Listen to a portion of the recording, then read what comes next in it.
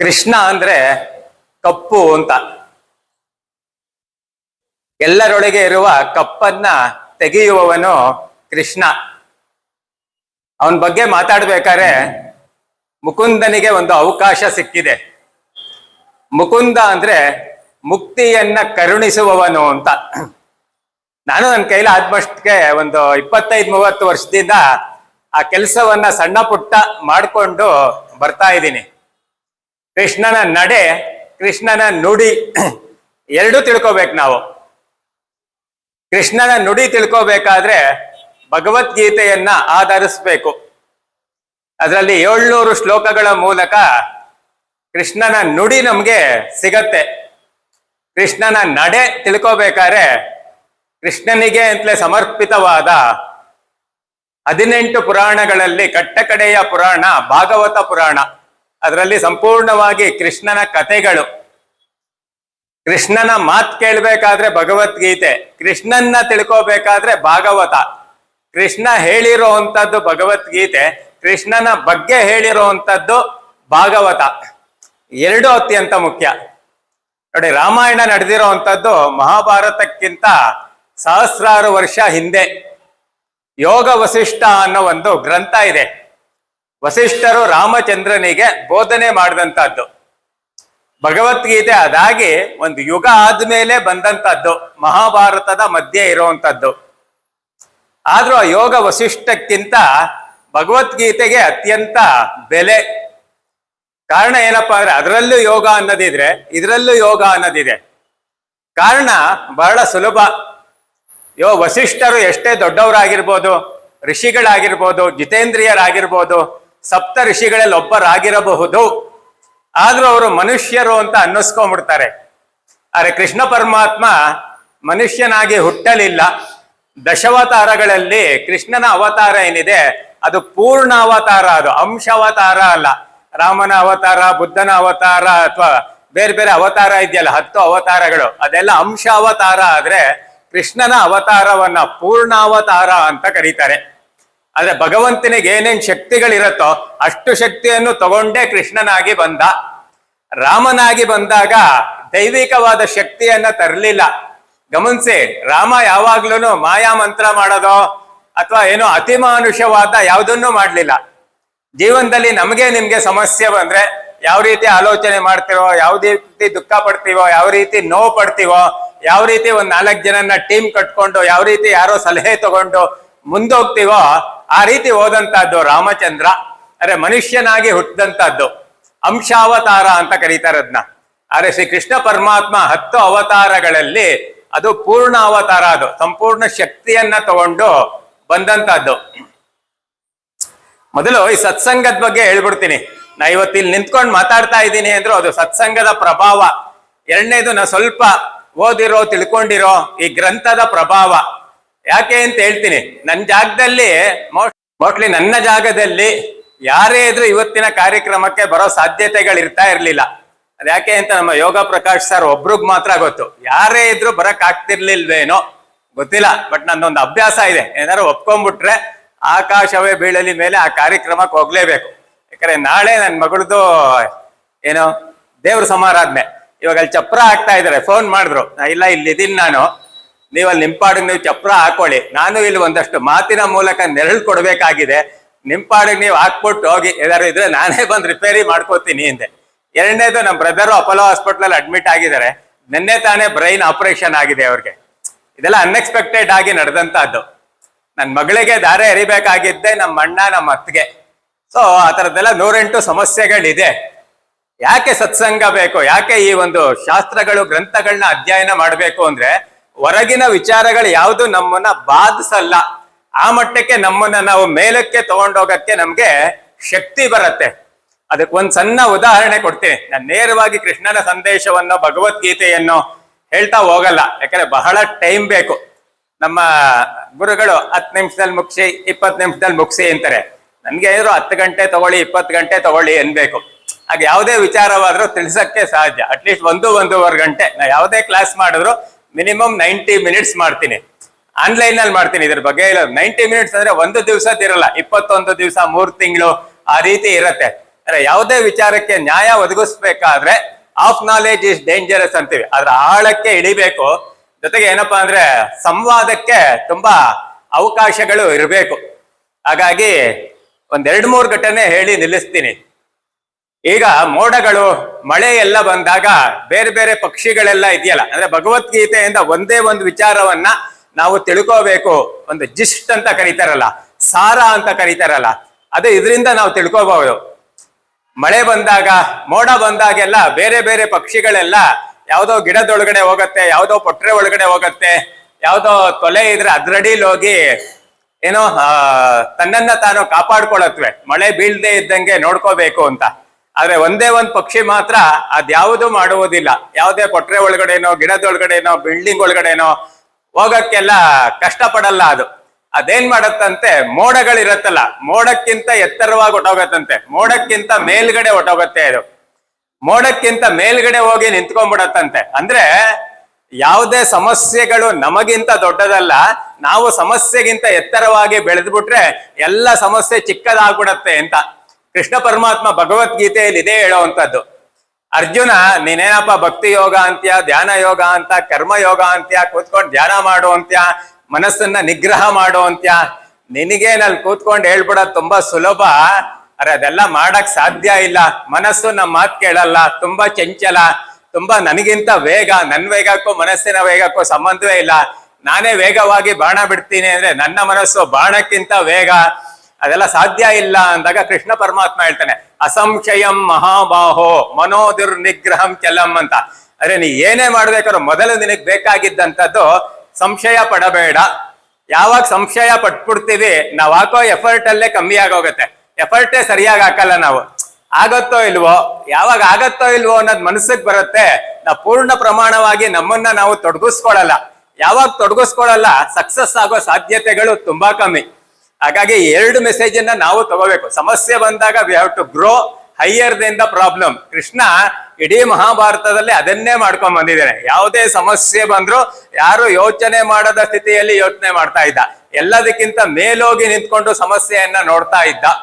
ಅದು ತುಂಬಾ ಇಂಪಾರ್ಟೆಂಟ್. ಎರಡನೇದು ಅಸಂಶಯಂ. ಏನೇ ಮಾಡ್ಬೇಕಾದ್ರು ಯಾವುದೇ ರೀತಿ ಸಂಶಯಗಳು ಇರ್ತಾ ಇರ್ಲಿಲ್ಲ ಕೃಷ್ಣ ಪರಮಾತ್ಮನಿಗೆ. ಸಂಪೂರ್ಣವಾಗಿ ನಂಬಿಕೆ ಇರುವಂತದ್ದು. ಏನೇ ಮಾಡ್ಬೇಕಾದ್ರು ಗೆಲುವು ಹಾಗೆ ಆಗತ್ತೆ ಇದರಲ್ಲಿ ಅನ್ನೋ ಒಂದು ಸಿದ್ಧತೆ, ಆ ಸಿದ್ಧತೆ ಇದೆಯಲ್ಲ ಒಳಗಡೆ, ಅದು ತುಂಬಾ ಇಂಪಾರ್ಟೆಂಟ್. ಇದನ್ನೆಲ್ಲ ನಾವು ಗಮನಿಸ್ಬೋದು. ಸತ್ಸಂಗದ ಒಂದ್ ಸಣ್ಣ ವಿಚಾರ ಹೇಳಿ ಒಂದ್ 10 ನಿಮಿಷ ಮಾತಾಡಿ ನಿಲ್ಲಿಸ್ತೀನಿ. ಅದೇ ವಸಿಷ್ಠರು ಒಂದು ಸಪ್ತಾಹ ಆರ್ಗನೈಸ್ ಮಾಡ್ತಾರೆ, ಇದೇ ರೀತಿ ಒಂದು ಸತ್ಸಂಗ. ಅದರಲ್ಲಿ ಹೋಮಗಳು, ಯಜ್ಞಗಳು, ಪ್ರವಚನಗಳು, ಈ ರೀತಿದೆಲ್ಲ ಇರತ್ತೆ. ಆ ಒಂದು ಸತ್ಸಂಗಕ್ಕೆ ವಿಶ್ವಾಮಿತ್ರರನ್ನ ಅಧ್ಯಕ್ಷರಾಗಿ ಕರೆದಿರ್ತಾರೆ. ಸರಿ, 7 ದಿವಸದ ಸತ್ಸಂಗ ಆಗತ್ತೆ. ಸತ್ಸಂಗ ಎಲ್ಲ ಆದ್ಮೇಲೆ ಯಾರನ್ನ ಕರೆದಿರ್ತಾರೋ ಅಧ್ಯಕ್ಷರಾಗಿ, ಅವ್ರಿಗೇನಾರು ಉಡುಗೊರೆನೋ ಏನೋ ಕಾಣಿಕೆನೋ ಏನೋ ಕೊಡ್ಬೇಕಲ್ಲ. ಯಾವ್ದೋ ಹೋಮ ಹವನ ಮಾಡ್ತೀವಿ ಅಂದ್ರೆ ಯಾರೋ ಋತ್ವಿಜರ್ನ ಕರ್ಸಿರ್ತೀವಿ, ಕಡೆಯಲ್ಲಿ ಅವ್ರಿಗೆ ಏನಾದ್ರು ಕೊಡ್ಬೇಕಲ್ಲ. ಈ ಕಾಲದಲ್ಲಾದ್ರೆ ಫಸ್ಟೇ ಫಿಕ್ಸ್ ಆಗೋಗಿರತ್ತೆ, ಇದಕ್ಕೆಷ್ಟು ಇದಕ್ಕೆಷ್ಟು ಇಷ್ಟು ಕೊಡಿ ಅಂತ ಹೇಳ್ಬಿಟ್ಟಿರ್ತಾರೆ. ಆ ಕಾಲದಲ್ಲಿ ಆತರ ಫಸ್ಟೇ ಇರ್ತಾ ಇರ್ಲಿಲ್ಲ, ಹೌದಾ ಅಲ್ವಾ? ಈಗ ನಾವೆಲ್ಲಾರು ಕರೆದ್ರೆ ಎಷ್ಟು ಫೀಸು ಅಂತ ಹೇಳ್ಬಿಡ್ತೀವಿ, ಇವ್ರು ಕೊಡಲ್ಲ, ಅದ್ ಬೇರೆ ವಿಚಾರ ಆಯ್ತಾ. ಸೊ ಬೇರೆ ಕಡೆ ಸಾಮಾನ್ಯ ಇಂಥ ಕಾರ್ಯಕ್ರಮ ಅಂದ್ರೆ ಫಸ್ಟೇ ಹೇಳ್ಬಿಡ್ತೀವಿ ಇಷ್ಟ ಆಗತ್ತೆ ಅಂತ. ಸೊ ಸಮಸ್ಯೆ ಇರಲ್ಲ. ಇಲ್ಲ ಆದ್ಮೇಲೆ ಕೊಡಿಸ್ತಾರೆ, ಒಂದ್ ಮಸಾಲೆ ದೋಸೆನೋ ಟೀನೋ ಕೊಡಿಸ್ತಾರೆ, ಪಾಲಿಗೆ ಬಂದಿನ ಪಂಚಾಮೃತ ಅಂತ ಹೋಗುವಂತದ್ದು ಆಯ್ತಾ. ಸರಿ, ವಿಶ್ವಾಮಿತ್ರರಿಗೆ 7 ದಿವಸದ ಒಂದು ಸತ್ಸಂಗವಾದ ಮೇಲೆ ಯೋಗ ವಸಿಷ್ಠರು ಏನ್ ಮಾಡ್ತಾರೆ, 7 ದಿವಸದ ಸತ್ಸಂಗದ ಪುಣ್ಯದ ಫಲ ಇದೆಯಲ್ಲ, ಅದರ ಕಾಲ್ ಭಾಗವನ್ನ ಅವ್ರಿಗೆ ದಾರೆ ಎರೀತಾರೆ. ಯಾವ ರೀತಿ ದಾರೆ ಎರೀತಾರೆ, ಅದೇನ್ ಫಿಸಿಕಲ್ ಐಟಮ್ ಅಂತೆಲ್ಲ ಕೇಳ್ಬೇಡಿ. ಅದಕ್ಕೆ ಹೇಳಿದೆ, ಯಾವ ರೀತಿ ದಾರೆ ಎರೀತಾರೆ ಅಂತ ನಿಮಗ್ ತಿಳಿಸ್ಬೇಕಾರೆ ಅದ್ರ ಬಗ್ಗೆ ಒಂದ್ ಅರ್ಧ ಗಂಟೆ ಹೇಳ್ಬೇಕು, ಯಾವ ರೀತಿ ಆ ಎನರ್ಜಿಯನ್ನ ಟ್ರಾನ್ಸ್ಫರ್ ಮಾಡೋದು ಅಂತ. ದಾರೆ ಎರೀತಾರೆ. ಸರಿ, ವಿಶ್ವಾಮಿತ್ರರಿಗೆ ಏನ್ ಸಮಾಧಾನ ಆಗಲ್ಲ. ಏನ್ 7 ದಿವಸ ಒಂದು ಕಾರ್ಯಕ್ರಮ ನಡ್ಸ್ಕೊಟ್ಟಿದೀನಿ, ಸತ್ಸಂಗದಲ್ಲಿ ಬಂದಂತ ಪುಣ್ಯದ ಕಾಲ್ ಭಾಗ ಅಂದ್ರೆ ಅದ್ಯಾವ ಲೆಕ್ಕ ಅದು ಅಂತ ಅನ್ಕೋತಾರೆ. ಬಟ್ ಪ್ರಶ್ನೆ ಮಾಡಲ್ಲ. ವಸಿಷ್ಠರು ವಿಶ್ವಾಮಿತ್ರರಿಗಿಂತ ಬಹಳ ಎತ್ತರವಾದವರು. ಸರಿ, ವಿಶ್ವಾಮಿತ್ರ ಏನ್ ಮಾಡ್ತಾರೆ, ಅವರೊಂದು ಕಾರ್ಯಕ್ರಮವನ್ನ ಆಯೋಜನೆ ಮಾಡಿ ಅದೇ ವಸಿಷ್ಠರನ್ನ ಅಧ್ಯಕ್ಷರಾಗಿ ಕರೀತಾರೆ. ವಸಿಷ್ಠರನ್ನ ಅಧ್ಯಕ್ಷರಾಗಿ ಕರೆದು ಕಾರ್ಯಕ್ರಮವೆಲ್ಲ ಆದ ಮೇಲೆ, ಇಡೀ ನನ್ನ ಜೀವನದಲ್ಲಿ ನಾನು ಮಾಡಿರುವಂತ ತಪಸ್ಸಿನ ಸಂಪೂರ್ಣ ಫಲವನ್ನ ನಿಮ್ಗೆ ಕೊಡ್ತೀನಿ ಅಂತ ಅಂತಾರೆ ಅವರು. ಸಂಪೂರ್ಣ ಇಡೀ ಜೀವನಮಾನದಲ್ಲಿ ಮಾಡಿದಂತ ತಪಸ್ಸಿನ ಫಲವನ್ನ ಸಂಪೂರ್ಣವಾಗಿ ನಿಮ್ಗೆ ಕೊಡ್ತೀನಿ ಅಂತಾರೆ. ವಸಿಷ್ಠರಿಗೆ ಗೊತ್ತಾಗತ್ತೆ, ವಿಶ್ವಾಮಿತ್ರ ನೀನ್ ಕೊಟ್ಟಿರೋದು ಯಾವ ಲೆಕ್ಕಕ್ಕೂ ಇಲ್ಲಪ್ಪ, 7 ದಿವಸದ ಒಂದ್ ಕಾಲ್ ಭಾಗ ಪುಣ್ಯ ಕೊಟ್ಟಿದ್ಯಾ, ನಾ ಇಡೀ ಜೀವಮಾನದ ತಪಸ್ಸಿನ ಫಲವನ್ನೇ ಕೊಟ್ಟಿದ್ದೀನಿ ಅಂತ ನನಗೆ ತೋರ್ಪಡಿಸ್ಬೇಕು ಅಂತಾನೆ ಇವ್ರು ಮಾಡಿದ್ದಾರೆ ಅನ್ನೋದು ಗೊತ್ತಾಗತ್ತೆ. ಅವಾಗ ಹೇಳ್ತಾರೆ ಅವರು, ಏನ್ ಸತ್ಸಂಗದ ಕಾಲು ಭಾಗ ಫಲ ಇದೆಯಲ್ಲ, ಅದು ನಿಮ್ಮ ಇಡೀ ಜೀವಿತಾವಧಿಯ ತಪಸ್ಸಿನ ಫಲ ಇದೆಯಲ್ಲ, ಅದಕ್ಕೆ ಸಮವೇ ಅಲ್ಲ ಅಂತ ನೇರವಾಗಿ ಹೇಳ್ತಾರೆ ವಸಿಷ್ಠರು. ಸರಿ ಅಂತ ಅಲ್ಲಿ ಸಣ್ಣ ಪುಟ್ಟ ವಾದ ವಿವಾದಗಳಾಗತ್ತೆ.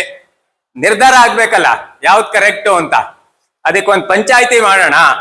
ಪಂಚಾಯಿತಿ ಮಾಡ್ಬೇಕಾದ್ರೆ 4 ಜನರನ್ನ ಆಯ್ಕೆ ಮಾಡ್ಕೋತಾರೆ. ಅದರಲ್ಲಿ ಒಬ್ಬ ಸೂರ್ಯ ಭಗವಂತ, 2ನೇದು ವಾಯುದೇವರು, 3ನೇದು ವಿಂಧ್ಯ ಪರ್ವತ, ಸೊ 4ನೇದು ಆದಿಶೇಷ. ಇವ್ರು 4 ಜನ ಬಂದು ಪಂಚಾಯಿತಿ ಮಾಡಿ ತೀರ್ಮಾನ ಮಾಡ್ಲಿ, 7 ದಿವಸದ ಸತ್ಸಂಗದ ಕಾಲು ಭಾಗದ ಫಲ ಹೆಚ್ಚು, ನಾನು ಇಡೀ ಜೀವನ ತಪಸ್ ಮಾಡಿದಂತ ಫಲವನ್ನ ಕೊಟ್ಟಿದ್ದೀನಲ್ಲ ಅದು ಜಾಸ್ತಿನೋ ಅಂತ. ಸರಿ, ಕರ್ಕೊಂಬರ್ಬೇಕಲ್ಲ ಅವ್ರನ್ನೆಲ್ಲ ಹೋಗಿ ಪಂಚಾಯಿತಿಗೆ. ಮೊದಲು ವಿಶ್ವಾಮಿತ್ರರು ಹೊಡ್ತಾರೆ, ನಾನ್ ಕರ್ಕೊಂಬರ್ತೀನಿ ಅಂತ. ಸೂರ್ಯನ ಹತ್ರ ಹೋಗ್ತಾರೆ, ವಾಯು ಹತ್ರ ಹೋಗ್ತಾರೆ, 3ನೇದು ಯಾರು ಆದಿಶೇಷ, ವಿಂಧ್ಯ ಪರ್ವತ. 4 ಜನರ ಹತ್ರನೂ ಹೋದಾಗ ಇವ್ರ ಕೈಲಿ ಕರ್ಕೊಂಬರಕ್ ಆಗಲ್ಲ. ಯಾಕಂದ್ರೆ ಸೂರ್ಯ ಭಗವಂತ ಹೇಳ್ತಾರೆ, ನೋಡಪ್ಪ ನಾ ಇಲ್ಲಿದ್ದು ನನ್ ಕೆಲ್ಸ ನಾನ್ ಮಾಡ್ತಾ ಇದ್ದೀನಿ, ನನ್ ಜಾಗಕ್ಕೆ ಆಲ್ಟರ್ನೇಟ್ ನೀ ತಂದು ನಿಲ್ಸು, ನಾ ಮಾಡೋದನ್ನ ಯಾರು ಮಾಡಕ್ಕೆ ಇಲ್ಲಿ ನಿಲ್ಸಿದ್ರೆ ನಾ ಬಿಟ್ಬಿಟ್ಟು ಬರ್ತೀನಿ. ವಾಯುನು ಹಂಗೆ ಹೇಳ್ತಾನೆ, ನನ್ ಕೆಲ್ಸವನ್ನ ಯಾರು ಮಾಡೋರಿದ್ರೆ ನಾನ್ ಬರ್ತೀನಿ. ವಿಂಧ್ಯ ಪರ್ವತನೂ ಅದೇ ರೀತಿ ಹೇಳುತ್ತೆ. ಆದಿಶೇಷನ ಭೂಮಿಯನ್ನೇ ಹೊತ್ಕೊಂಡಿದ್ದೀನಿ, ಭೂಮಿ ಹೊತ್ಕೊಳ್ಳೋರ್ನ ಯಾರು ತಂದ್ಬಿಡಪ್ಪ, ಅವ್ರ ಮೇಲೆ ಹಾಕ್ಬಿಟ್ಟು ನಾನ್ ಬರ್ತೀನಿ. ವಿಶ್ವಾಮಿತ್ರರಿಗೆ ಆಗಲ್ಲ. ಸರಿ ಅಂತ ವಾಪಸ್ ಬರ್ತಾರೆ. ವಸಿಷ್ಠರಿಗೂ ಆಗಲ್ಲ ಅನ್ನೋದ್ ಕಾನ್ಫಿಡೆನ್ಸ್ ಅವ್ರಿಗೆ, ನಾನ್ ಸೋತಿದ್ದೀನಿ, ವಸಿಷ್ಠರು ಸೋಲ್ಲಿ ಅಂತ ನನ್ ಕೈಲೇನೋ ಆಗ್ಲಿಲ್ಲ, ನೀವು ಕರ್ಕೊಂಬನ್ನಿ ಅಂತಾರೆ.